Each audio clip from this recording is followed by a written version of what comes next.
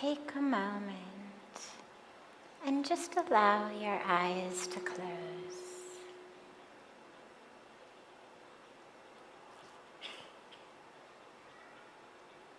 Allow the awareness, the focus,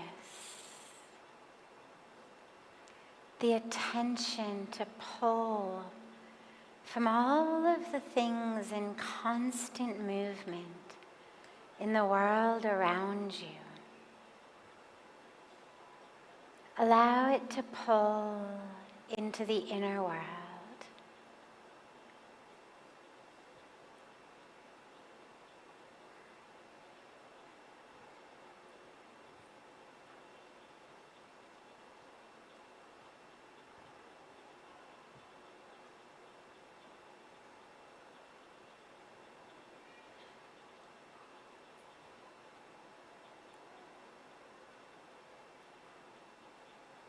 And just allow yourself to fully arrive to this moment, to this breath.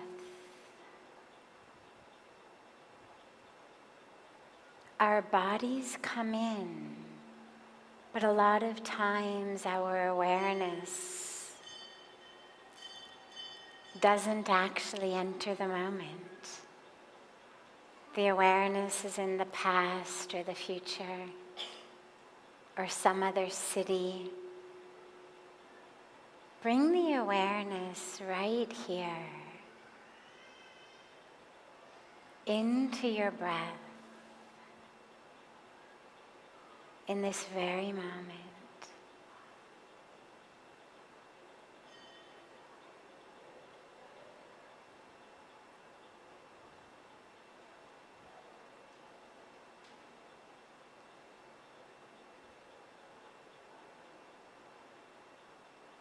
Notice how the body softens, how it relaxes and let goes the moment you bring your awareness here. That tightness that so many walk around with in our chests, in our stomachs, in our back, in our legs. Notice how, as you settle into awareness, that there's a softness that arises, and everything lets go.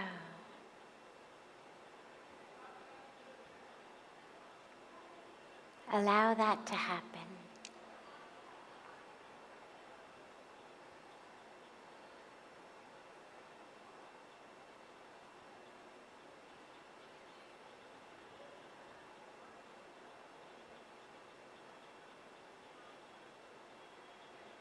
And allow yourself to feel that you're being cradled and carried in the lap of the mother. We are here on the banks of Ma Ganga. Ganga's the goddess, the mother goddess. Feel yourself being cradled in the arms, in the lap, in the eternal waters of the Mother Goddess.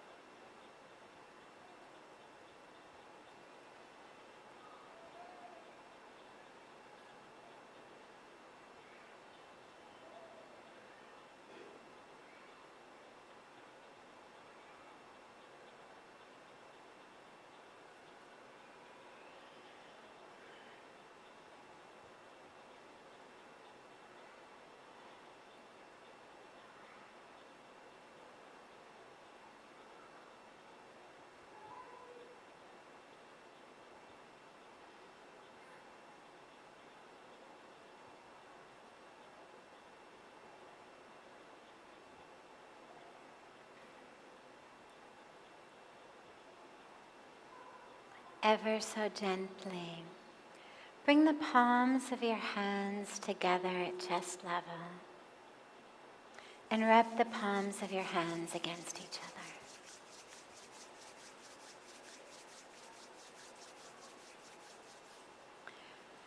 Press those palms of your hands into your closed eyes.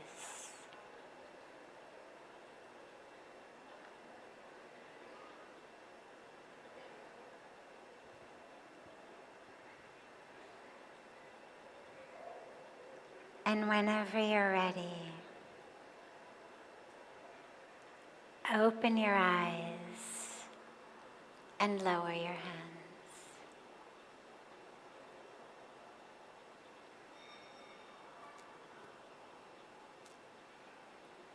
Welcome.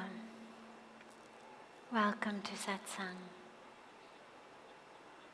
Another gorgeous, gorgeous rainy night. I was saying last night that the rain is such a blessing because A, of course, the planet needs it, but B, because we have Ganga flowing in front of us. But when it rains, we take it as what we call Akash Ganga, which is Ganga from the sky, Ganga from the heavens. So we get Ganga in front of us, and then we get Ganga on top of us and around us. And it's this very, very sacred time. It's why the monsoon seasons are considered so sacred. So we're just being bathed literally in that sacred nectar. So should you find yourself out in the rain, rather than doing what most of us do, which is kind of like, how quickly can we get through? Head down, straight ahead, make it through. Instead, it's just water. Just allow it. Allow it. See what happens when your relationship with the rain changes. Rather than being a head down, eyes focused, get me out of here as quickly as I can, as dry as possible. You'll go home, you'll change, you'll dry off. If you were homeless, living on the streets, it would be a different situation. Our heart goes out to them. But when we have the luxury, the privilege of knowing whether it's 2 minutes from now or 12 minutes from now, you'll be inside, you'll dry off, you'll change. In the meantime, allow yourself to just get drenched. See how that feels. Beautiful. So, starting as we always do with a question that comes in from our online audience, our audience joining through the internet. And then we'll open it up to any questions that anyone here has. And we have a microphone here, so just feel free to come up and ask your question.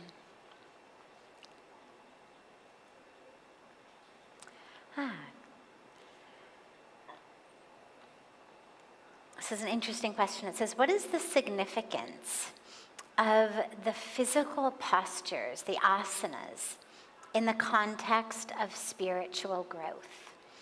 And this is asked by Megan on Facebook.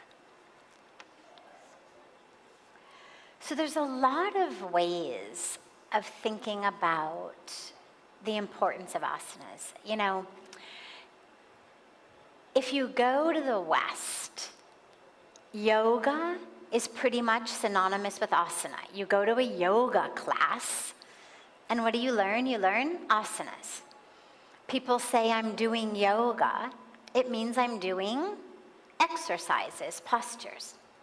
You come here, and there's an almost rebellion against that, a resistance against that says yoga is not just the asanas.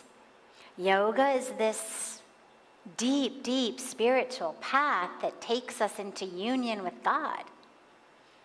And there's a belittling even of the asanas. And yes, do them. It's okay. Get up. It's good for the body, but mostly you should be meditating. You should be doing karma yoga, bhakti yoga, jnana yoga.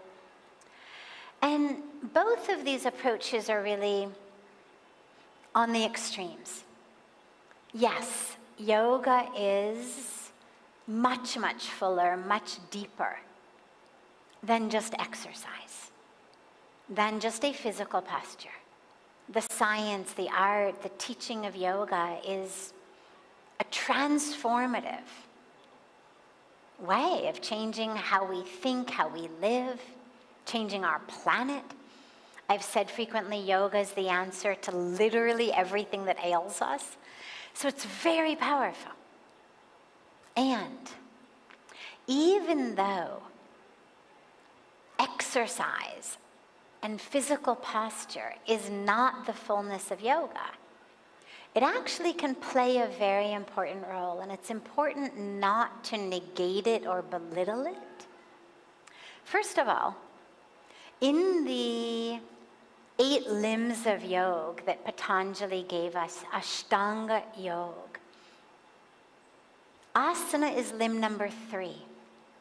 We begin with yam and niyam, how we move in the world, kind of the 10 commandments of living a dharmic life. Whatever your religion is, it doesn't matter. Yam and niyam are things like non-violence and truthfulness and non-hoarding and non-stealing and integrity in our relationships and purity and surrender. I mean, it's a beautiful list. I won't go into all of it now, but it's 10 commandments of living a righteous, good life. And then is asana. Asana forms a very important aspect. And of course, beyond asana, we then shift into pranayama, working with the breath, the energies of the body. Then we shift into working with the mind.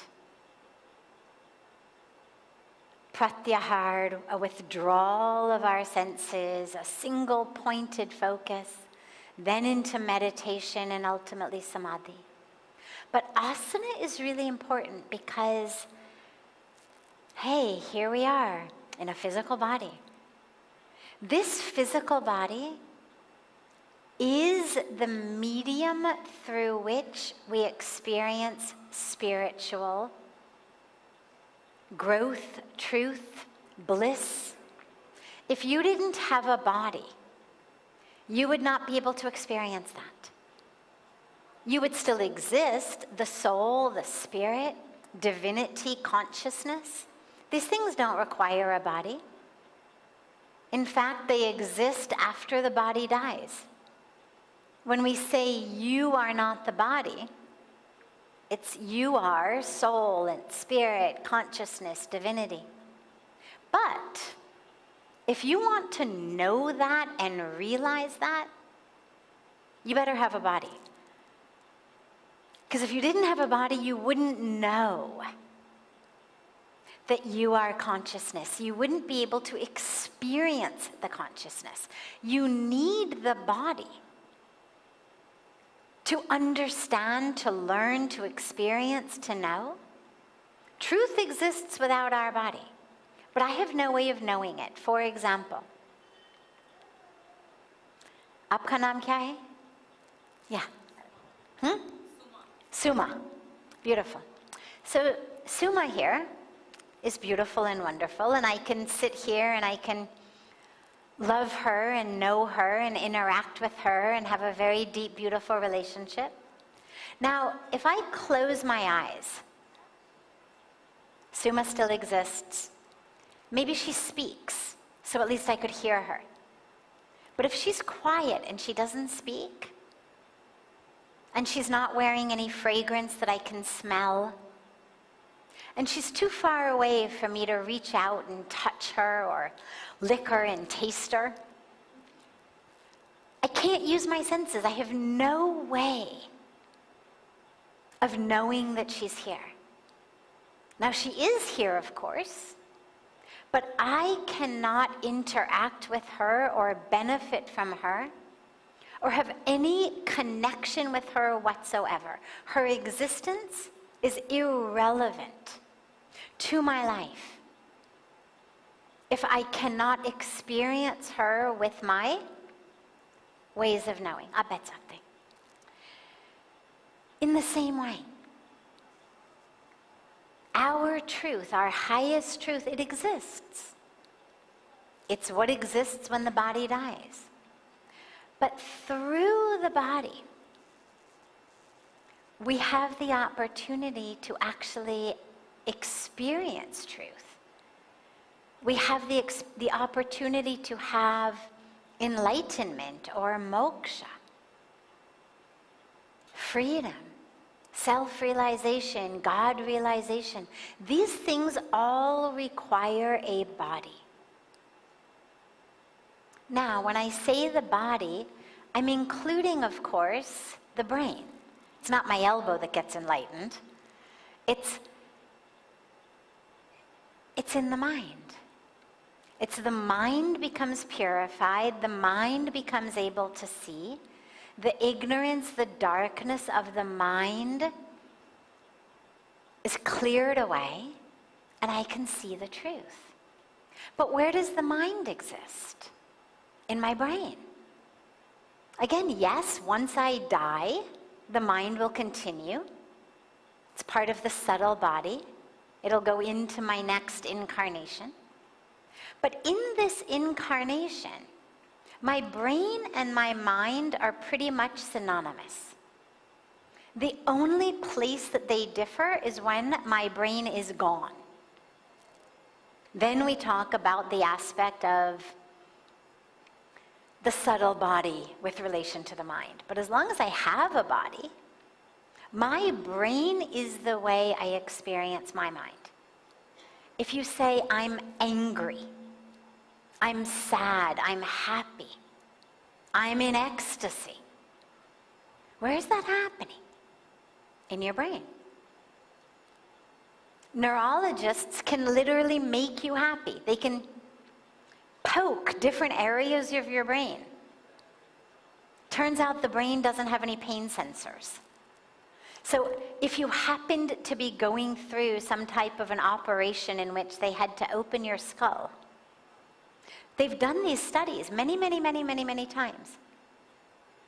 They can poke and probe different areas of the brain.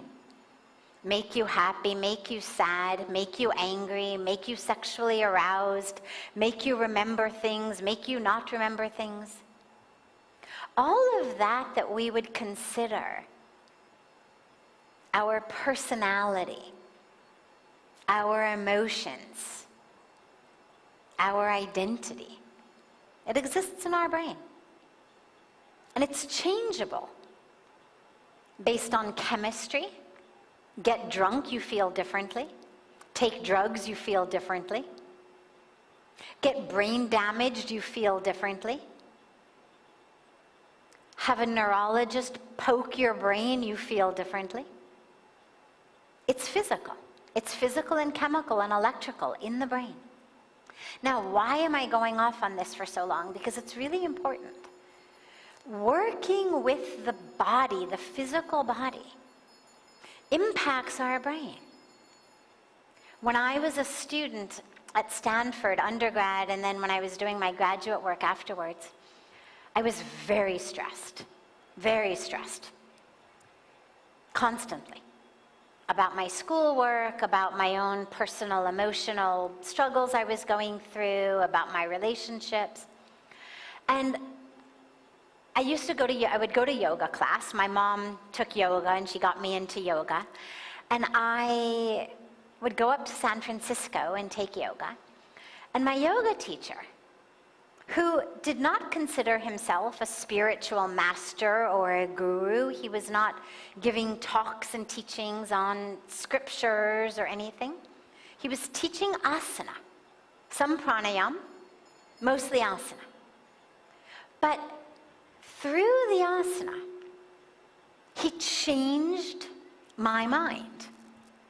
Not just in the moment. I credit him in huge part with literally changing my emotional makeup of my mind. I would walk into class, 18, 19, 20 years old. He would take one look at me, and he knew exactly which asanas to give me for whatever mental state I was in. And in 90 minutes, going through different asanas done in different ways based on, was I overtired? Had I been awake for 3 days, stressed out studying? Or was I mired in depression and sadness and longing? Or he would look at it, just in my eyes. And he would give me a series of asanas based on it, and in 90 minutes, whatever it was I had walked in with was gone. That's the power of asana. It's not just, oh yeah, my hips became more flexible or my arms got stronger. My mind changed. We use asana to work with all of the emotions. Now, the question asked about asanas and spiritual growth. But if you are furious and full of rage and hating people, or you're depressed and anxious and stressed, your spiritual growth is in the toilet anyway. You can't be possibly spiritually evolving if you're stuck in your emotions. So in order to be able to actually have a deep spiritual experience, first I have to be able to get free of the nonsense in my mind. Oh my God, I'm going to fail the exam. Oh my God, I'm going to fail the exam. Oh my God, I'm going to fail the exam. I'm stupid. I'm awful. Like, where's my spiritual practice in that? Zero. Sambhavniya. Not even possible to begin. First, that stress has to calm down. First, there has to create spaciousness in the mind. This is what asana does. There's a beautiful sutra that says, Sthira Sukham Asanam. That which is stable, that which is happy, is asana. But it doesn't just mean that an exercise, a posture, should be stable and should feel happy. It's deeper than that. It also means that which brings stability and happiness is asana. Not just while you're doing it. You could be sweating and panting and, having a really hard time in your 11th minute of Trikonasana. Doesn't feel so happy, doesn't feel so stable. But maintaining it, doing it, as you arise out of that, it brings a stability. I'll end this with one more point. I had the beautiful, beautiful blessing of practicing with Sri B.K.S. Iyengarji when he was still alive. My mom was a student of his, and she had come in from America to study with him in Pune. And I was already here, of course, and I went to Pune to be with my mom and had the chance to be in the room where he was doing his own asana practice. He wasn't teaching classes, but he would go in and he would do his practice, and his students from all over the world would try to keep up with him. Now, he was probably 85, 86, 87 at that time, maybe even a little older. And 30-year-olds from all over the world could not keep up with him. It was amazing to watch. But the point is, he would go into a pose like headstand or like a back bend. And he would hold it, and I watched this with my own eyes. He would hold it 20 minutes, right? Try holding it 2 minutes, right?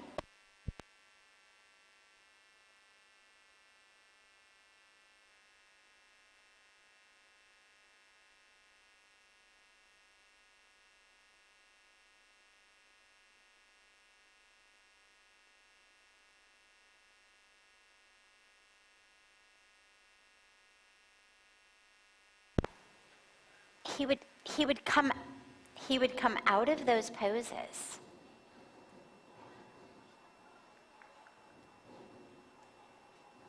What can I be? Huh?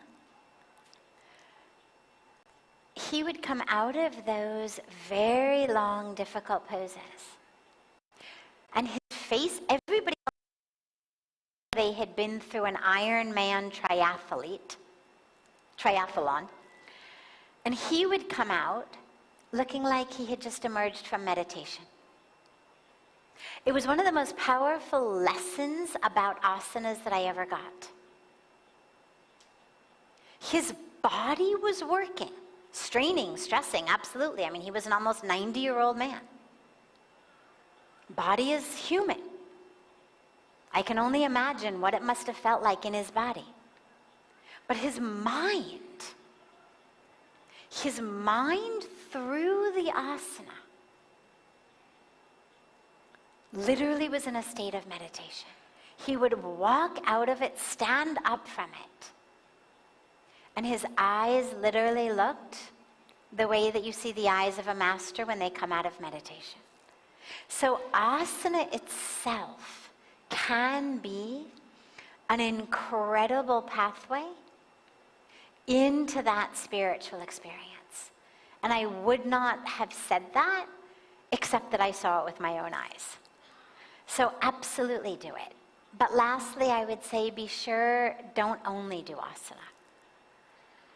Because unless you have a practice like Sri B.K.S. Iyengarji, chances are that you, like the rest of us, need also meditative practices in which we're not in a difficult asana, in which we don't have muscles that are shaking and trying to hold us up, and in which we're able to just drop into that state of meditation. Great question. Yeah, any other questions? Any questions? Please, come.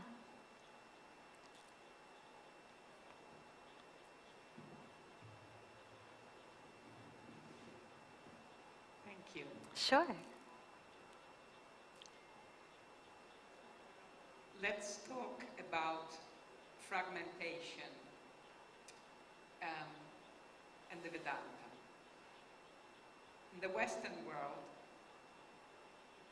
there are many therapies. Last of them is IFS, that recognize different part of ourselves that may be stuck at different ages, with whom you should, well, first of all, welcome, know bad parts, and talk to and integrate in some ways. Yes. So, this is very difficult. And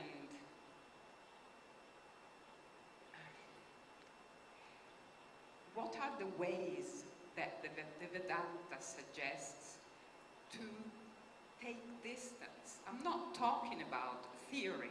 This, I can read it for myself in the books, Yes. And I have. I want practical ways. I've been told a few days ago by they say he's a master, anyway, whomever, that it's difficult for me because it is just a desire and not a goal. But I mean, okay, there is difference between the two of them, but it's not that my goal is not strong enough. It's that there are parts of my brain, and science talks about, the trillion brain, the reptilian, the reactions, that get triggered. Wonderful, wonderful. Yes, I get it fully. Great question. I'm going to just, before I answer, I'm going to just repeat some of it for people who may not be familiar with the different aspects of therapy that you were talking about. So she's asking about the Vedantic view and approach. With certain forms of therapy, there's one type of therapy she mentioned, IFS, which is internal family systems. And without going into details about it, I'm not an expert of it, but it speaks about how within our families of origin, we each develop aspects within us that are internalizations of, for example, how your mother is or how your father is. And we all play different roles in the family also. Basically, in short, it has to do with early childhood experiences, family of origin experiences, and the ways that those impact us, within us. And the work has to do with, there's role playing, and there's an awareness and an understanding of kind of different fragments of me inside that need to be seen and understood and addressed and healed. And she's asking for kind of a bridge, I think, between that view of therapy, of psychology, and the more Vedantic aspect of it. And someone told her that her problem was she had desires that were not goals, but I wouldn't worry about that. I think that's just a semantic difference. And here's how I've understood it on a deeply personal level, also on a philosophical level, and also on the level that I've seen for almost 30 years now, people working through their stuff. You come from a family of origin that is very deeply spiritual, that has done a lot of spiritual work, that doesn't have very much emotional baggage or neuroses or things like that, in which from early childhood you are raised to believe and to know that you are divine and whole and beautiful and worthy and wonderful. A family that does not take out their own issues on each other. You could theoretically get by with just a spiritual practice. However,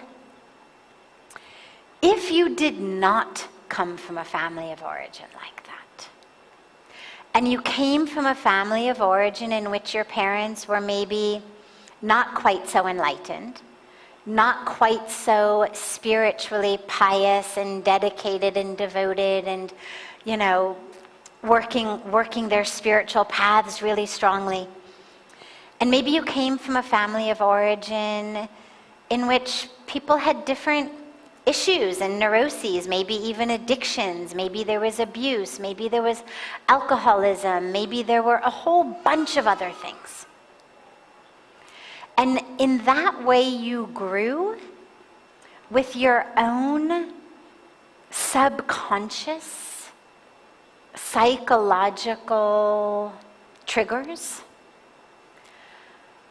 I have yet to see even one person in my life, I'm not saying they don't exist, but I am saying I have yet to see even one person in my entire life, myself, with all of my powerful spiritual experiences included very strongly in this, who has been able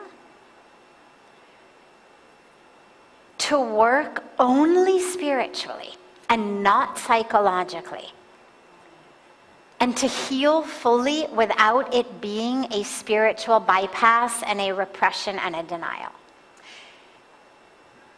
It is why psychology is needed so much. IFS is one type of psychology and therapy. From what I've heard, it works very well. I know a lot of people who really are very fond of it. But there's a lot of systems that help us look at what is it in me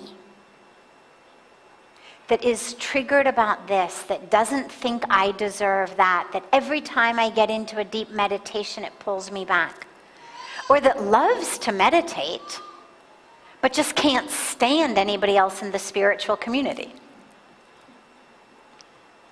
Right? We hear a lot of stories about that.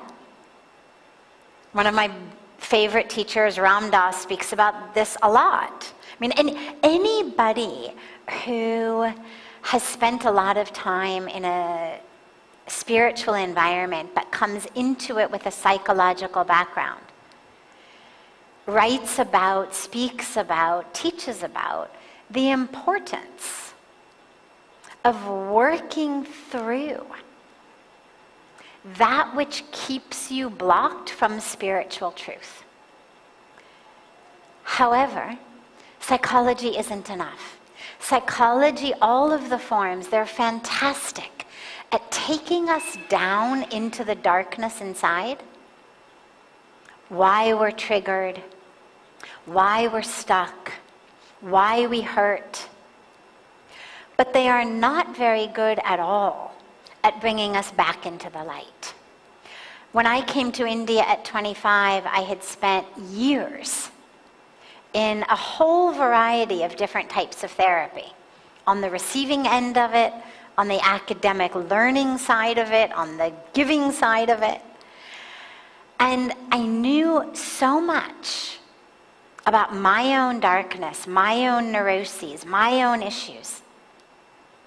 I could write books on them, but I had no idea how to get out.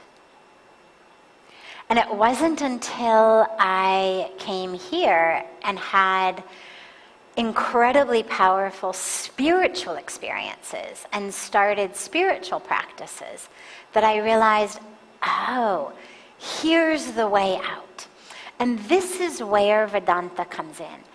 But if you try to bring these teachings in without simultaneously doing the psychological work, it can very easily become a spiritual bypass. Because it's very easy to simply say, I am Brahman. I am infinity, I am the supreme reality, everything else is an illusion. My pain is an illusion, my anger is an illusion, it's all an illusion. But it's an illusion until someone triggers you. And then you lose your temper. And this is where we get so much of this conflict. And in order not to lose my temper, I have to repress and suppress and deny. Spirituality is not about repression. Spirituality is about wholehearted embrace. Ah, anger. Nice to see you today. Haven't seen you in such a long time. So interesting that you arrived today. What brings you into town? That's the spiritual way. We look at it, we acknowledge it, we see it. But you can only deal with your anger and your triggers in that type of a light way when you've actually worked with them deeply. So what I would say to you is, keep doing the work that you're doing. It's very important. And when you get into your meditation, when you get into your spiritual reading, let that be like a beautiful warm bath for your soul. The psychological work, it's the work. You look at stuff, it hurts. It's difficult. You work through it. And then you go and you meditate. Aham Brahmasmi. And it's this beautiful experience of, yes. And then you hold that awareness when you go back into the psychological work. You got to do the work. Because this is your karmic incarnation. But you hold the highest and deepest awareness of truth that yes, you are supreme reality. You are Brahman. You are Satchitananda. You are that. And here you are in a human body that has had human experiences. And until you can free yourselves of that completely, you're not going to be able to fully experience or know the truth of yourself. I do not believe our human life and experiences and existence have been given to us just to ignore them, just to push them away, just to pretend that they don't exist. So yes, the truth of Vedanta is absolutely the highest truth. And we hold that, we know that, we meditate on it. We aspire to remember it every moment. And we work with this human incarnation. We feed people who are hungry. And we work with our own human incarnation.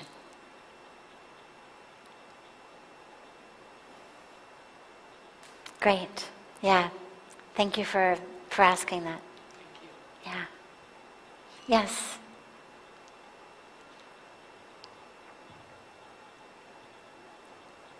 Pranam Guruma. During listening to your narration and all the description, a few questions came in my mind. 3 questions. Sure. My first question is, does our knowledge or whatever we gain during chanting, meditating, the power we gain, does this power, this knowledge transmits or transfers into our next birth or next incarnation? Does it goes with us, with our soul? Beautiful. Yeah. So our spiritual practice,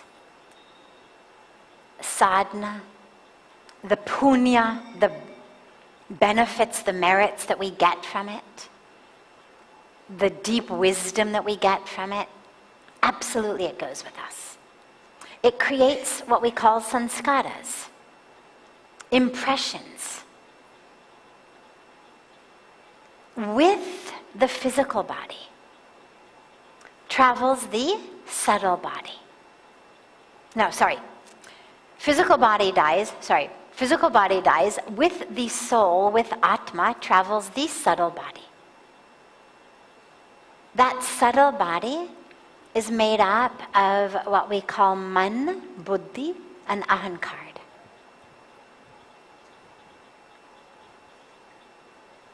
All of that which takes place, not in my brain. I've got to learn algebra again. I have to learn how to play the piano again. I have to learn how to speak Spanish again. All of the skills I've acquired, the factual knowledge or the talents, the abilities I've acquired, I have to acquire them again. Got to learn to ride a bike again. But the deep wisdom that has created an impression upon me, it stays with me. Those are the sheaths. When we speak about the Panch Kosha, right? We have our physical body, the Annamaya Kosha, right? Then we have Pranamaya Kosha, the energetic body of our pran, but the whole energetic body. Then we have Manomaya Kosha, Vijnanamaya Kosha. This is the sheaths of the mind and the intellect. And then we have the Anandamaya Kosha, the kosha of, the sheath of bliss, the causal body. The subtle body travels with us. So all of the impressions that have gone into those sheaths, those bodies, they come with us. So all your sadhana, all of the deep wisdom that you get from it, you'll have to learn the mantras again. but the impression of the mantras, the energetic impression of the mantras, the sanskars of the mantras, the sanskars of the sadhana, the deep awareness, aham brahmasmi. If you're just repeating what someone else said, it won't travel with you. You'll have to learn it again. But if you've actually experienced it, learned it, know it on a deep level, that'll stay with you. My second question is, can we see, or can I see real me? As you said, we have our physical body, something which other can see, which other can, feel. But what is our soul, really our soul? What is myself from inside? Can we see this soul after yoga, not yoga, yoga, as you explained, I understand completely. Can we see this real soul, real myself, real me? Absolutely. Absolutely. But you can see it with the inner eye. This is why we meditate on the third eye. These two eyes see physical form. They see color, they see shape, they see movement, they see light. That's how they work. You can study all about the rods and the cones and how they work and how we get transmitted into the brain.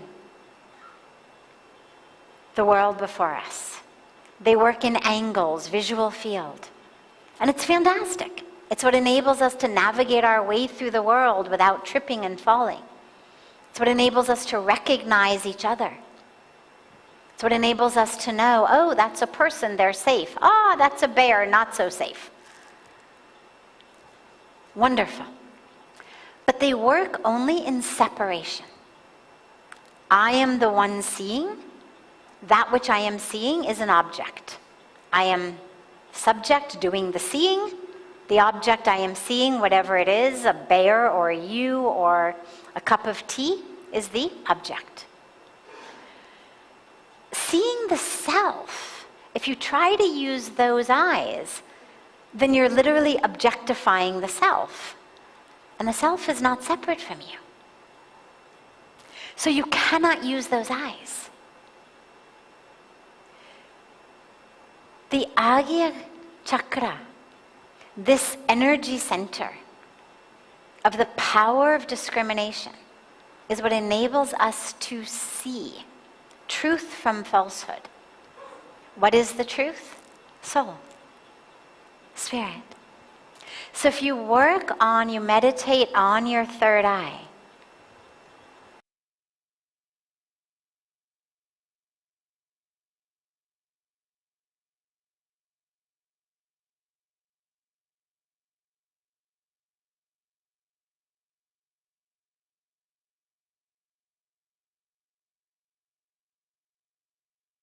as everybody is, facing lot of physical ailments, mental ailments, and lot of medicines and lot of therapies are available in this world. Yes. But the yoga is in itself a therapy.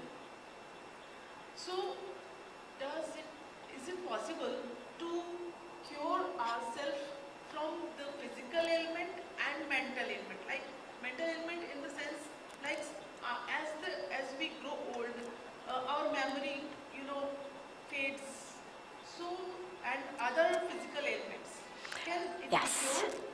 So, first of all, remember, the body is made of matter. Physical matter.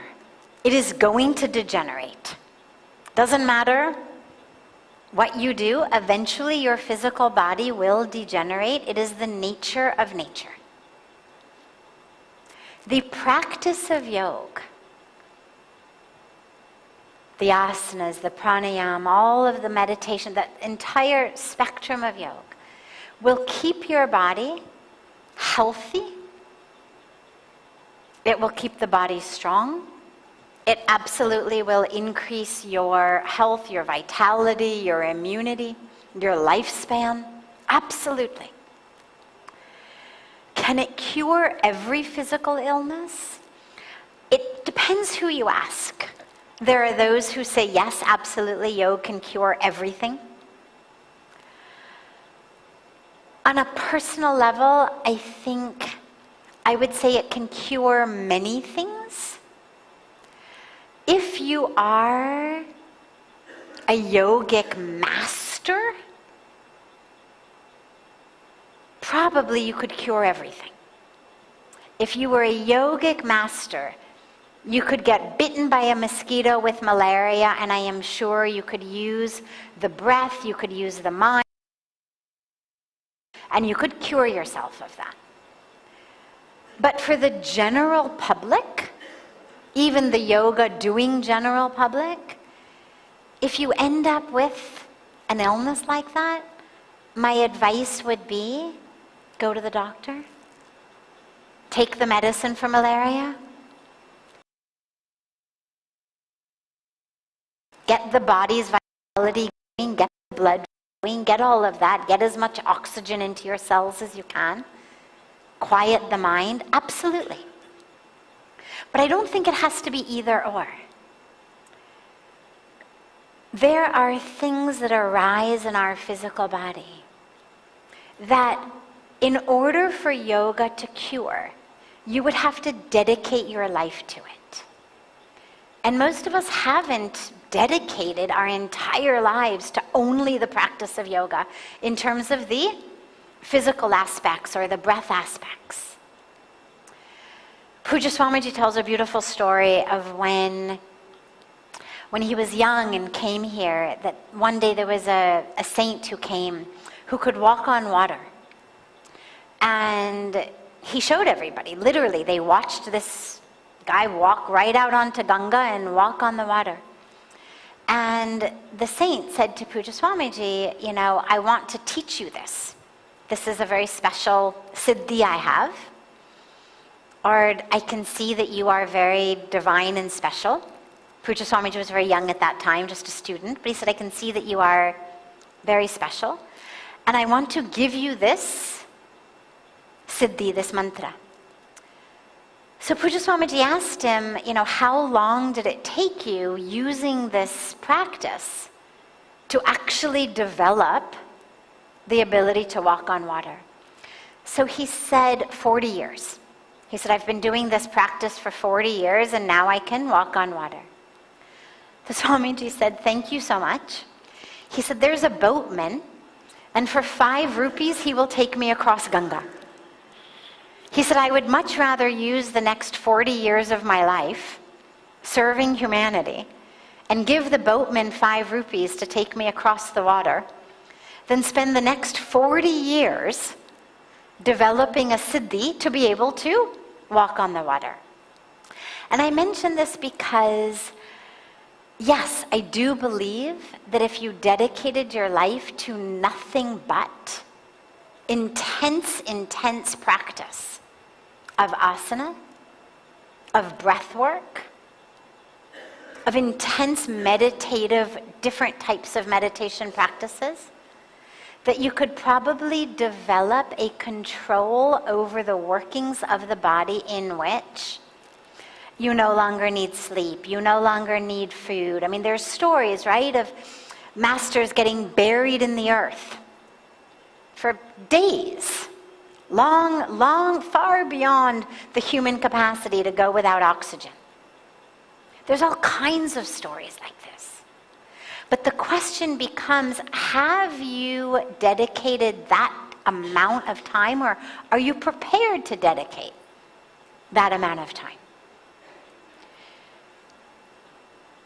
My suggestion would be, give as much time as you possibly can to the practice of yoga, to the practice of pranayama, to meditation.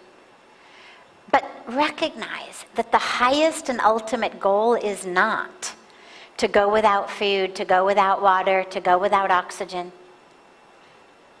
If God wanted us to live without food, water, or oxygen, we would have been created to be able to live without them. The fact that the human body needs them, to me, is part of the perfect plan. And so you balance bringing strength and vitality and alignment and anchoring anchoring and grounding and divine flow into the body, along with using that body for actually what it's been put on earth for, which is service and as a vehicle and a vessel for your own awakening and as a vehicle and vessel to serve others. Thank you so Yeah, much, of course. for the enlightenment. Of course. Yeah, last question for tonight.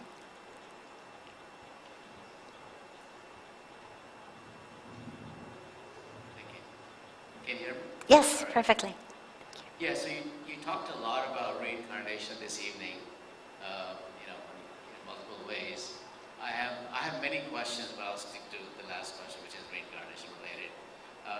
So, what I understood from Vedantic philosophy, that you are a consciousness that is experiencing this world, and you are an illusion because the reality is very different than what the senses could perceive.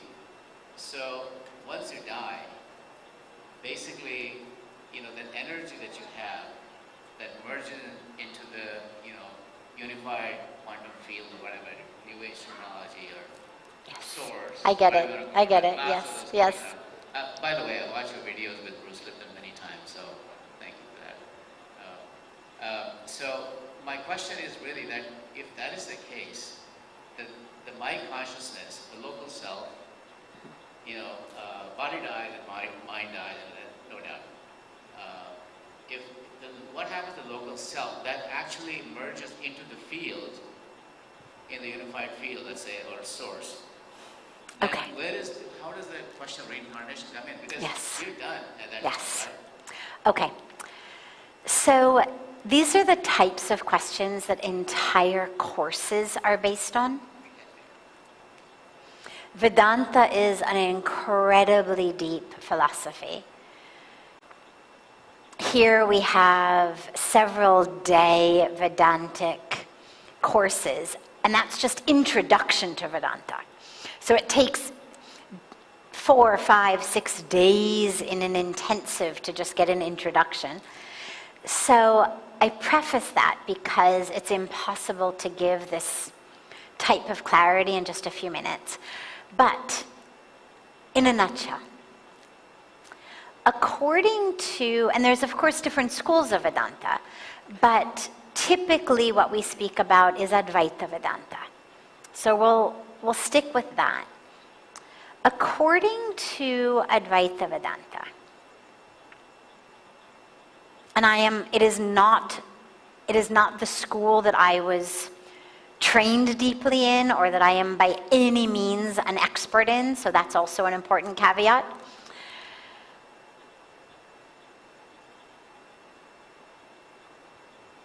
You don't actually go anywhere or come from anything. And here's the example that's given a lot. There's a lot of common examples that are given. My favorite one has to do with when you go to sleep at night. You have a dream. And let's say in your dream you go to Paris. There's an airport, there's an airplane, there's a stewardess, there's a yummy Indian vegetarian meal or a French vegetarian meal on your airplane.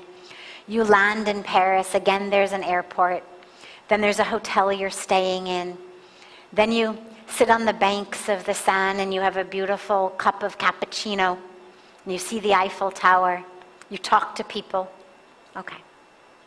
Now, when you wake up in the morning, that's all gone.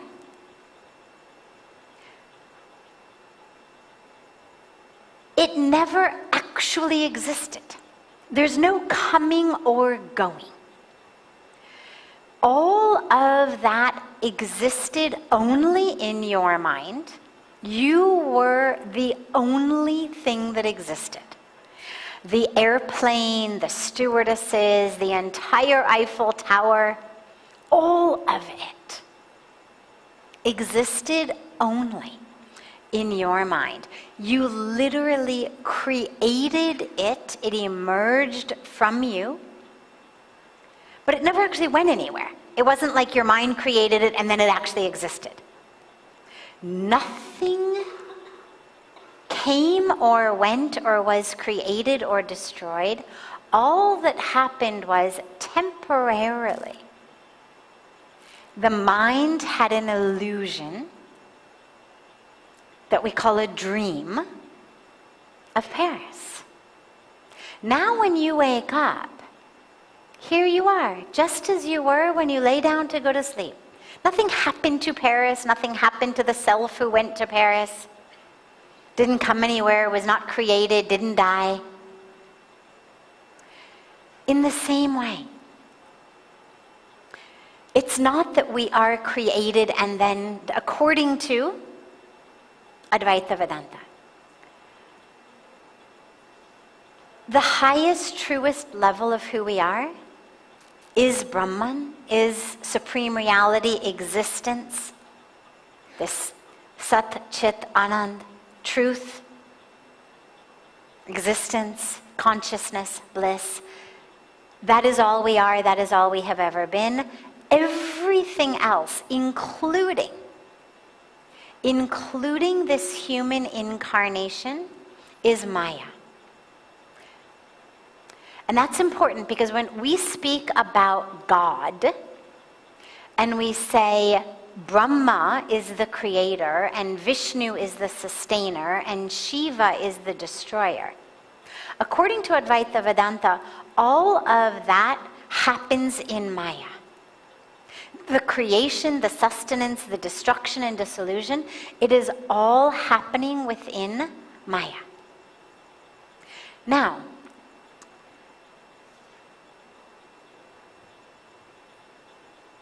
when the body dies, you are that. You never were born, nothing happens to you. There's no incarnated self, because remember, all of that is Maya. Okay, so that's piece one.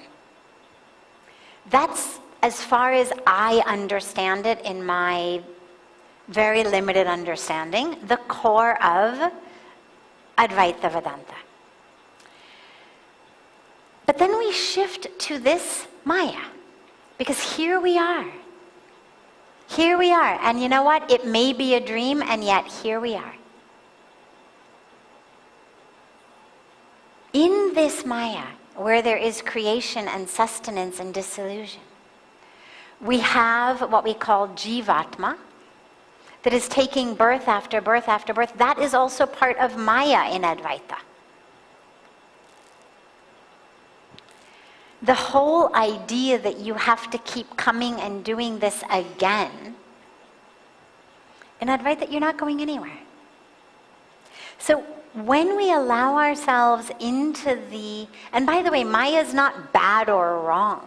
When they say illusion, it's not like an optical illusion or an illusion like you're stupid and ignorant. It just means not the highest truth. But then let us go into that creation for a moment. Because to me, the creation is very sacred. And I love living as part of the creation. And I love being in love with Krishna in all of his forms. And as we are here in the birth after birth after birth after birth, we have this Jivatma, this individual soul, that is taking birth. It is not returning into God after each birth unless it has attained moksha. Otherwise, it is going into another birth. You only merge back into source when you are done. That's when the subtle body dissolves and you merge fully back into the divine. There is no more man, buddhi, ahankar. There is no more needing to take another birth. You have just merged. Prior to that, the Jivatma is taking individual incarnations, one after the other, that will be more and more conducive for our spiritual awakening until we get to the point where we realize that ultimate truth, which is what Advaita has been telling us from the beginning, that we are one with the divine.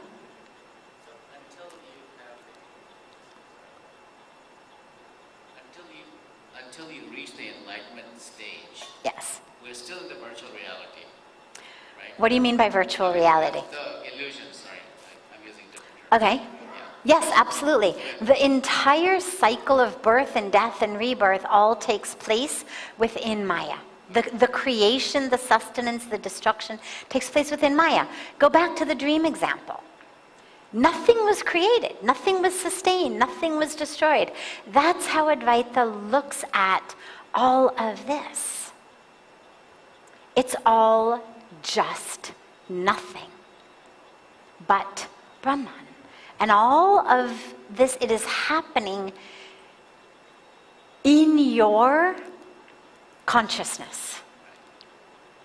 Okay, got it. So It's a lot to wrap your brain around. yeah, I know. Yeah. It gives me a headache when I think about it, but anyway. It's wonderful and exciting, and it is a lot to wrap your brain around. It's a nice headache to have, actually. Thank you so much. Of course, wonderful. Lastly, though, just I try typically in satsang to stay away as much as possible from just core philosophy because it's interesting, but I try to focus more on, and what does that mean for us? Like, how do we live with that? And so, as we've just done kind of a deep dive into pure philosophy, let's have at least a takeaway, which is, for me, hold on to the deepest reality. And this goes back to your question as well. Hold on to the deepest reality that ultimately you are indistinguishable from source, consciousness, divinity, existence, bliss. All of this is the nature of who you are. You've never been anything else. And while you are here, in this human birth, having this human experience, do the very best you can. Listen to the words of Bhagavan Krishna in the Bhagavad Gita about how to deal with this human existence, which is that we stand up, we do our duty, we fulfill our dharma. We live as instruments of God's flow here on earth. We love as much as we can, we share as much as we can, we cultivate as much compassion as we can, and we do the very best human that we can do, because that's what's been given to us. Yeah, the challenge is that how do we keep that awareness on all the time, because we forget most of the time. Mm-hmm. And that's exactly, and that's why I also give you the second part, because to hold on to the first part, not only does it make your head spin, I mean in a good way, but if you're me, it makes your head kind of like, whoa, but it's really hard to remember all the time. And so we've got this other beautiful option also of, when you forget that you are one with existence, well, be a good human being. Live with love, live with caring, live with generosity, live with selflessness, live with truth. Help others as much as you can. And so you have both options. When you remember, it's like Hanumanji says to Bhagavan Ram when he says, "Who are you?" He says, "When I forget who I am, I serve you. When I remember who I am you." Yeah, that's beautiful. So it's a beautiful lesson for us. When you forget, serve. When you remember, You remember? Yeah, Thank you so much. of course. Have a beautiful, beautiful rest of your evening. A beautiful morning and day to our family joining from all over the world online. And I look so forward to seeing you all tomorrow. And if you're new to Parmarth Niketan, we have a full, beautiful day of yoga, meditation, philosophy, beautiful fire ceremonies, the sacred Ganga Arati. So everything is open to everyone, whether you're staying here or not staying here. There's no charge for anything. So allow yourself to just absorb as much of the teachings and the experiences as you can. And I look so forward to being together tomorrow night. And so much love to you all.